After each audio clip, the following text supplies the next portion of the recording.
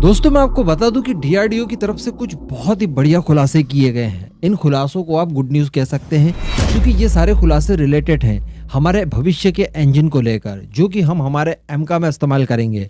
और क्यों एमका ही, बाकी के सारे फाइटर जेट में भी हम इनका इस्तेमाल करने वाले हैं, जो कि नेक्स्ट जनरेशन कैटेगरी के होंगे। तो इन्हीं को लेकर कुछ खुलासे हुए हैं जिनके बारे में मैं आपको डिटेल जानकारी देने वाला हूँ। बस आप वीडियो एकदम एंड तक देखते हुए नीचे कॉमेंट बॉक्स में जय हिंद जरूर लिखिएगा। देखिए दोस्तों, भारत में एरोगैस टरबाइन डेवलपमेंट का पहला वेबिनार हुआ इस साल का, जिसमें डीआरडीओ शामिल हुआ, साथ ही साथ जीटीआरई भी था। अभी यहाँ पर इन लोगों ने खुलासा करते हुए बताया है कि एमका कार्यक्रम के लिए एक नया हाई थ्रस्ट इंजन डेवलप किया जाएगा। जो इंजन ड्राई में थ्रस्ट देगा आपको 72.5 किलो न्यूटन का। तो वहीं वेट की बात कर ली जाए आफ्टर बर्नर के बाद, तो इसका थ्रस्ट हो जाएगा 110 किलो न्यूटन का, जो कि हम लोग एक्सपेक्ट भी कर रहे थे। साथ ही साथ दोस्तों, हमने कुछ ही दिन पहले बात की थी कि हमारा एमका जो होगा उसमें सुपर क्रूज करने की क्षमता होगी। तो बताया जा रहा है कि यह इंजन इतना कैपेबल होगा कि 39,000 फीट की ऊंचाई पर मैक 1.3 की स्पीड से ये सुपर क्रूज कराने में सक्षम होगा। इसी के साथ साथ दोस्तों, इसी वेबिनार में डीआरडीओ ने अपने स्पिन ऑफ प्रोग्राम के बारे में भी कुछ खुलासे किए। यानी ये जो इंजन प्रोग्राम हम लोग शुरू करेंगे, ये केवल 110 किलो न्यूटन वाले एक इंजन तक सीमित नहीं रहेगा, बल्कि हम हमारी इंजन की जितनी भी रिक्वायरमेंट्स हैं इसी कार्यक्रम के जरिए पूरा करना चाहते हैं।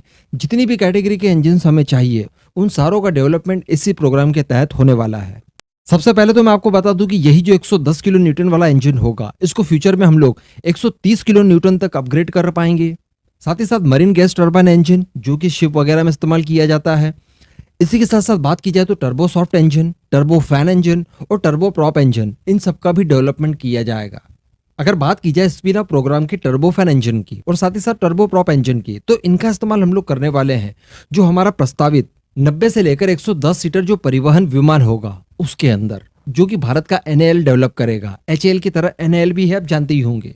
इसी के साथ साथ हमारे सैन्य परिवहन के लिए जो विमान बनाया जा रहा है, इस प्रोग्राम में हमें चाहिए होगा 72.5 किलो न्यूटन थ्रस्ट का एक फ्यूचरिस्टिक इंजन, जिसको भी हम लोग यहीं से पूरा करेंगे। तो ये थी कुछ हमारे फ्यूचरिस्टिक इंजन की क्वालिटीज और किन किन आवश्यकताओं को हम लोग यहाँ से पूरा करेंगे, ये सारा कुछ मैंने आपको बताया। इसी के साथ साथ डीआरडीओ ने दावा किया है कि ये जो हमारा इंजन होगा, ये EJ-200 इंजन से ज्यादा हाईटेक होगा। EJ-200 इंजन वही है जो कि यूरोफाइटर टाइफून में इस्तेमाल किया जाता है। इसी के साथ साथ दोस्तों, मैं आपको बता दूं कि ये सारे प्रोग्राम करने के बाद जब इंजन वगैरह डेवलप होंगे, उनकी ग्राउंड टेस्टिंग वगैरह के लिए आपको लैंड की भी जरूरत पड़ेगी, एक पूरी फैसिलिटी की जरूरत पड़ेगी। तो इसके लिए बताया जा रहा है कि 28 एकड़ जमीन खरीदी जाएगी और साथ ही साथ वहां पर इस पूरी फैसिलिटी को डेवलप किया जाएगा। तो हमारे पास संपूर्ण चीजें होंगी इंजन डेवलप करने के लिए, और इंजन को डेवलप कर लेने के बाद उसकी टेस्टिंग वगैरह से रिलेटेड डीआरडीओ की तरफ से बताया गया है कि ये जो फैसिलिटी तैयार होगी 28 एकड़ में, इसको डेवलप होने में लग जाएगा 3 से 4 साल, और साथ ही साथ इसमें खर्च आने वाला है 4,000 करोड़ का। तो कुल मिलाकर अभी तक आपने देखा कि पूरा इकोसिस्टम डेवलप किया जा रहा है,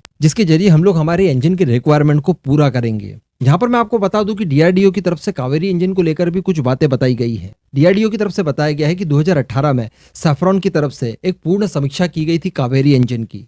तो जो इसमें फ्लटर वगैरह की समस्या वगैरह आ रही थी, उन सारी चीजों को भी दूर कर दिया गया है। यानी कावेरी इंजन अब पूरी तरह से तैयार हो चुका है। उसमें जितने भी प्रॉब्लम्स आ रहे थे उन सभी को सॉल्व कर लिया गया है, और अब इसके फ्लाइट टेस्ट के लिए इसे रशिया भेजा जाना है, जिसके बारे में हम लोग पहले बात कर चुके हैं।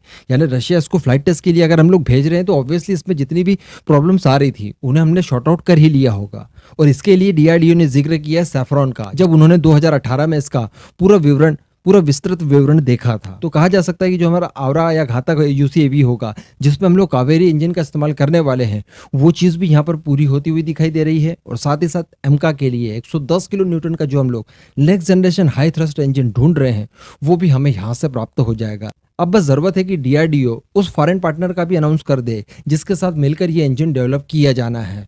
वैसे संभावित 2 ही नाम दिखाई दे रहे हैं, यूके की रोल्स रॉयस और फ्रांस का सैफरॉन। अब देखने वाली बात रहेगी कि इन दोनों में से डीआरडीओ किससे सेलेक्ट करेगा।